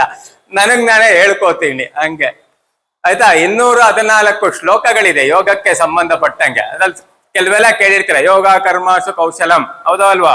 ಯೋಗಸ್ಥ ಕುರು ಕರ್ಮಾಣಿ. ಸೊ ಜೊತೆಗೆ ಏನಪ್ಪಾ ಅಂದ್ರೆ ಯಾವ ರೀತಿ ಯೋಗ ಮಾಡ್ಬೇಕಾರೆ ಕೂತ್ಕೋಬೇಕು. ಸಮಂ ಕಾಯ ಶಿರೋಗ್ರೀವಂ ಧಾರೆಯನ್ನ ಚಲಂ ಸ್ಥಿರಿಯ ಸಂಪ್ರೇಕ್ಷ ನಾಸಿಕಾಗ್ರಂ ಸ್ವಂ ದಶಶ್ಚಾನಾವ ಲೋಕಯನ್. ಜೊತೆಗೆ ಪ್ರಾಣಾಯಾಮದ ಬಗ್ಗೆ ಶ್ಲೋಕಗಳಿದೆ. ನಾವೇನ್ ಮಾಡ್ತೀವಿ? ಪ್ರಾಣಾಯಾಮ ಮಾಡ್ತೀವಿ, ಯೋಗ ಮಾಡ್ತೀವಿ, ಬಟ್ ಅದ್ರಿಂದ ಕೃಷ್ಣ ಪರಮಾತ್ಮ ಏನ್ ಹೇಳಿದಾನೆ, ಯಾವ ರೀತಿ ಮಾಡ್ಬೇಕು ಅಂತ ಹೇಳಿದಾನೆ ಅನ್ನೋದನ್ನ ನಾವು ತಿಳ್ಕೋತಾ ಇಲ್ಲ. ಒಂದು ಕೃಷ್ಣನ ನಡೆಯನ್ನು ನಾವು ಗಮನಿಸ್ಬೇಕು, ಕೃಷ್ಣನ ನುಡಿಯನ್ನು ನಾವು ಗಮನಿಸ್ಬೇಕು. ಅದೆಲ್ಲ ಗಮನಿಸ್ಬೇಕು ಅಂದ್ರೆ ಒಂದೇ ದಿವಸವೋ 2 ದಿವಸವೋ ಅಥವಾ 1/4 ಗಂಟೆ ಉಪನ್ಯಾಸದಲ್ಲಿ ಬರಲ್ಲ. ಇವತ್ ನಮ್ಮ ಮನೆಗೆ ಯಾರು ಬಂದಿದ್ರು? ನಮ್ಮ ಮನೆಗೆ ನಿಮ್ಗೇನ್ ಗೊತ್ತು? ಯಾರು ಬಂದಿದ್ರು? ಯಾರೋ ಬಂದಿದ್ರು, ನಾನು ಮರ್ತೆ. ಬಂದವ್ರು ಕೂತಿದ್ರು. ಅಲ್ಲಿ ರ್ಯಾಕ್ ಅಲ್ಲಿ ಪುಸ್ತಕಗಳೆಲ್ಲ ಒಂದಿಷ್ಟು 70 ಪುಸ್ತಕಗಳು ಜೋಡಿಸಿದ್ದೆ, 1000 ಪುಸ್ತಕಗಳು. ನಿಮ್ ಮಗಳು ಲಾವ್ ಓದ್ತಾ ಇದಾರಲ್ಲ, ಅವ್ರದಾ ಪುಸ್ತಕ ಅಂದ್ರು. ಇಲ್ಲ, ಅವ್ರದೆಲ್ಲ ನಂದು ಅಂದೆ. ನೀವೇನ್ ಓದ್ತಾ ಇದ್ದೀರಾ ಅಂದ್ರು. ನಾನು LKG ಓದ್ತಾ ಇದ್ದೀನಿ ಎಂದೆ ಅವ್ರಿಗೆ. ಅಂದ್ರೆ ನನ್ ಮಕ್ಕಳು ಪುಸ್ತಕಕ್ಕಿಂತ ನನ್ ಪುಸ್ತಕ ಜಾಸ್ತಿ ಇದೆ, 10,000 ಪುಸ್ತಕಗಳಿದೆ. ಹಾಗಾಗಿ ಮನುಷ್ಯ ಅಧ್ಯಯನ ಮಾಡ್ಬೇಕು ಕೂತ್ಕೊಂಡು, ಹೌದಲ್ಲ. ಭಗವದ್ಗೀತೆಗೆ ಸಂಬಂಧಪಟ್ಟಂಗೆ 25 ಪುಸ್ತಕ ಇದೆ, 25 ರೀತಿ ಭಾಗವತ ಇದೆ. ಯಾಕಂದ್ರೆ ಇದ್ರಲ್ಲಿರೋದು ಅದ್ರಲ್ಲಿರಲ್ಲ, ಅದ್ರಲ್ಲಿ ಇಲ್ದೇ ಇರೋದು ಇನ್ನೊಂದ್ರಲ್ಲಿ ಇರಲ್ಲ, ಹೌದೋ ಅಲ್ವಾ? ಒಂದು ಸತ್ಸಂಗ ತುಂಬಾ ಮುಖ್ಯ. ಎಲ್ಲಾ ಕಾರ್ಯಕ್ರಮದಲ್ಲಿ ಇದು ಹೇಳೇ ಹಿಡಿದಿರ್ತೀನಿ, ಆದಷ್ಟು ಭಾಗವಹಿಸ್ಬೇಕು ಸತ್ಸಂಗದಲ್ಲಿ. 2ನೇದು ಸ್ವಾಧ್ಯಾಯ ತುಂಬಾ ಇಂಪಾರ್ಟೆಂಟ್. ಪ್ರತಿನಿತ್ಯ ಕೂತ್ಕೊಂಡು ಮನೆಯಲ್ಲಿ ಒಂದಷ್ಟು ನಾವೇನ್ ಮಾಡ್ಬೇಕು? ಅಧ್ಯಾಯ ಮಾಡ್ಬೇಕು ಗ್ರಂಥಗಳನ್ನ. ಹಾಗಾಗಿ ಕೃಷ್ಣನ್ ಬಗ್ಗೆ ತಿಳ್ಕೋತಾ ಹೋದ್ರೆ ಸಿಕ್ಕಾಪಟ್ಟೆ ಇದೆ. ಬುದ್ಧವ ಗೀತಾ ಅಂತ ಇದೆ, ಅದು ಕೃಷ್ಣ ಪರಮಾತ್ಮನಿಂದಲೇ ಬಂದಂತ ಅದು. ಜೊತೆಗೆ ಇದೊಂದು ಹೇಳಿ ನಿಲ್ಲಿಸ್ತೀನಿ. ಕೃಷ್ಣನ ಒಂದು ಗುಣ ನೋಡಿ. ಕೃಷ್ಣ ಹಸ್ತಿನಾಪುರಕ್ಕೆ ಬರ್ಬೇಕು ಅಂತ ಒಂದ್ಸರಿ ಡಿಸೈಡ್ ಮಾಡ್ತಾನೆ ಯುದ್ಧಕ್ಕೆ ಮುಂಚೆ. ಯಾವ ರೀತಿ ಆದ್ರೂ ಯುದ್ಧ ನಿಲ್ಲಿಸ್ಬೋದಾ, ಸಂಧಾನ ಮಾಡ್ಬೋದಾ ಅಂತ ಯಾರೋ ಧರ್ಮರಾಜ ಕೃಷ್ಣನ್ನ ಕೇಳ್ಕೋತಾನೆ. ಕೃಷ್ಣನ್ ಗೊತ್ತು ಯುದ್ಧ ಆಗ್ಲೇಬೇಕು, ಮಾಡ್ಲೇಬೇಕು, ಅವಂದೇ ತಂತ್ರ. ಆದ್ರೂ ಆಯ್ತಪ್ಪ, ಕಡೆಯಲ್ಲಿ ಪ್ರಯತ್ನ ಪಡ್ತೀನಿ ಅನ್ಬಿಟ್ಟು ಹಸ್ತಿನಾಪುರಕ್ಕೆ ಕೃಷ್ಣ ಬರ್ತಾನೆ ಅಂತ ಗೊತ್ತಾಗತ್ತೆ. ಸರಿ, ಕೌರವರೆಲ್ಲ ಸಿದ್ಧತೆ ಮಾಡ್ಕೋತಾರೆ. ಕೃಷ್ಣ ಹಸ್ತಿನಾಪುರಕ್ಕೆ ಬರ್ತಾ ಇದ್ದಾನೆ, ಚೆನ್ನಾಗಿ ಅವನ್ಗೆ ಒಳ್ಳೆ ಸೌಕರ್ಯ ಕೊಟ್ಬಿಡೋಣ, ಒಳ್ಳೆ ಆತಿಥ್ಯ ಕೊಡೋಣ. ಅವ್ನ್ ಬರ್ಬೇಕಾದ್ರೆ ಪೂರ್ಣ ಕುಂಭ ಸ್ವಾಗತ, ಅವ್ನ್ಗೆ ಹಾರ ಹಾಕೋದು, ಅದು ಮಾಡೋ ಇದು ಮಾಡೋದು, ಉತ್ತಮ ಆತಿಥ್ಯ ಕೊಡೋದು ಎಲ್ಲ ಕೊಟ್ಟು ನಮ್ ಕಡೆ ಅವನನ್ನ ಆಕರ್ಷಣೆ ಮಾಡ್ಕೊಡೋಣ ಅಂತ ಕೌರವರು ಮತ್ತೆ ಧೃತರಾಷ್ಟ್ರ ಎಲ್ಲ ನಿರ್ಧಾರ ಮಾಡಿರ್ತಾರೆ. ಸರಿ, ಕೃಷ್ಣ ಪರಮಾತ್ಮ ಬರ್ತಾನೆ. ಅವನ ಅದ್ಯಾವ್ದಕ್ಕೂ ಬೆಲೆನೇ ಕೊಡಲ್ಲ. ಅವನು ಆ ಆತಿಥ್ಯಕ್ಕೆಲ್ಲ ಏನು ಬೆಲೆನೇ ಕೊಡಲ್ಲ. ಸರಿ, ರಾತ್ರಿ ಎಲ್ಲ ಆದಾಗ ದುರ್ಯೋಧನ ಕೇಳ್ತಾನೆ ಕೃಷ್ಣ ಪರಮಾತ್ಮನ, ನೀನು ನಮ್ಮ ಅರಮನೆಯಲ್ಲಿ ಉಳ್ಕೋ ನೀನು ಅಂತ. ಕೃಷ್ಣ ಪರಮಾತ್ಮ ಒಪ್ಪಲ್ಲ. ಭೀಷ್ಮಾಚಾರ್ಯರು, ಕೃಪಾಚಾರ್ಯರು, ದ್ರೋಣಾಚಾರ್ಯರು ಇವರೆಲ್ಲ ಕರೀತಾರೆ ನಮ್ಮ ಮನೆಗ್ ಬಾ ಅಂತ. ಅವ್ರ ಮನೆಗೂ ಹೋಗೋಕ್ ಒಪ್ಪಲ್ಲ ಕೃಷ್ಣ ಪರಮಾತ್ಮ. ಆದ್ರೆ ವಿದುರ ಒಬ್ಬ ದಾಸಿಯ ಪುತ್ರ, ಬಡವ ವಿದುರ. ಆದ್ರೆ ವಿದುರ ಕರಿಯಲ್ಲ, ಸಂಕೋಚ. ಅವನ್ಗೆ ಆತಿಥ್ಯ ಕೊಡಕ್ ನಮ್ ಕೈಲಿ ಆಗತ್ತಾ ಅನ್ಬಿಟ್ಟು ಕರಿಯಲ್ಲ. ಆದ್ರೆ ಕೃಷ್ಣ ಅವನಾಗೆ ಹೇಳ್ತಾನೆ, ವಿದುರ ನಾನು ನಿನ್ನ ಮನೆಗೆ ಬರುತ್ತೇನೆ ಅಂತ.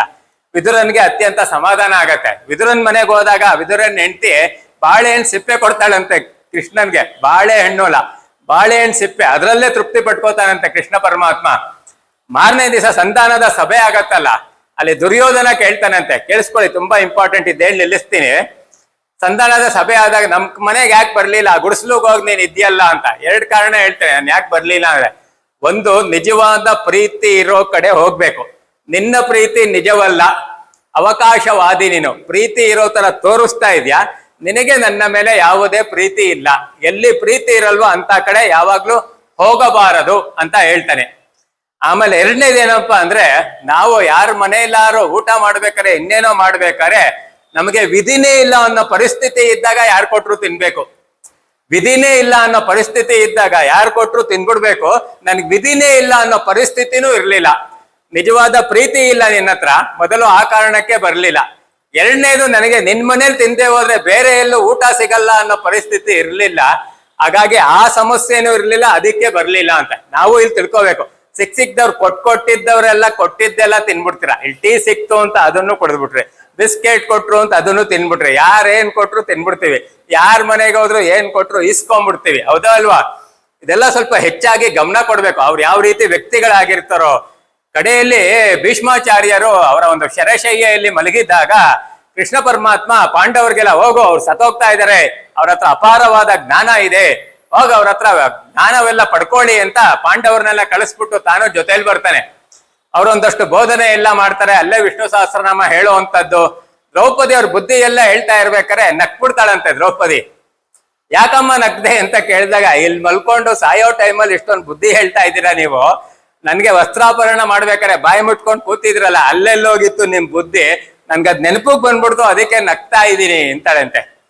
ಕೇಳಿಸ್ಕೊಳ್ಳಿ, ತುಂಬಾ ಇಂಪಾರ್ಟೆಂಟ್. ಭೀಷ್ಮಾಚಾರ್ಯರು ಹೇಳ್ತಾರಂತೆ, ನೀ ಹೇಳಿದ್ 100% ಕರೆಕ್ಟ್. ನಾನಲ್ಲಿ ತಡಿಬೇಕು ಅನ್ನೋ ಮನಸ್ಸೇ ಬರ್ಲಿಲ್ಲ ನನ್ಗೆ. ಯಾಕಂದ್ರೆ ದುಷ್ಟ ದುರ್ಯೋಧನನ್ ಮನೆಯಲ್ಲಿ ಎಷ್ಟೋ ವರ್ಷಗಳು ನಾನು ತಿಂದಿದ್ದೆ. ಆ ದುಷ್ಟನ ಹತ್ರ ನಾನು ತಿಂದಿದ್ರಿಂದ ನನಗೂ ಆ ಗುಣ, ಕೆಟ್ಟ ಗುಣ ನನ್ನೊಳಗಡೆ ತುಂಬ್ಕೊಂಡ್ಬಿಟ್ಟಿತ್ತು. ಹಾಗಾಗಿ ನಾವು ಸಿಕ್ಕಿದ ಕಡೆ ಆಹಾರ ತಿನ್ನೋದು, ಸಿಕ್ಕಿದವ್ರ ಕೈಯಿಂದೆಲ್ಲ ಈಸ್ಕೊಂಡ್ ತಿನ್ನೋದು, ಇದೆಲ್ಲ ತುಂಬಾ ಮಾಡಬಾರ್ದು. ಎನರ್ಜಿ ತುಂಬಾ ಎಕ್ಸ್ಚೇಂಜ್ ಆಗತ್ತೆ. ಅದಕ್ಕೆ ಸ್ವಲ್ಪ ಆಧ್ಯಾತ್ಮದಲ್ಲಿ ಮುಂದುವರೆದಿರೋರು ಅವ್ರು ಕೂತ್ಕೊಳ್ಳೋದ್ ಕಡೆ ಎಲ್ಲಿ ಕೂತ್ಕೋಬೇಕು ಆ ಜಾಗನೂ ನೋಡ್ ಕೂತ್ಕೋತಾರೆ. ನಿಮ್ ಮನೆಗೆ ಬಂದ್ರೆ ನೀವ್ ಹೇಳಿದ ಕಡೆ ಅವ್ರು ಕೂತ್ಕೋರಲ್ಲ, ಅವ್ರು ಸ್ವಲ್ಪ ಸ್ಕ್ಯಾನ್ ಮಾಡ್ಬಿಟ್ಟು ಅವ್ರಿಗೆ ಎಲ್ಲಿ ಕೂತ್ಕೋಬೇಕು ಅನ್ಸತ್ತೋ ಅಲ್ಲಿ ಕೂತ್ಕೋತಾರೆ.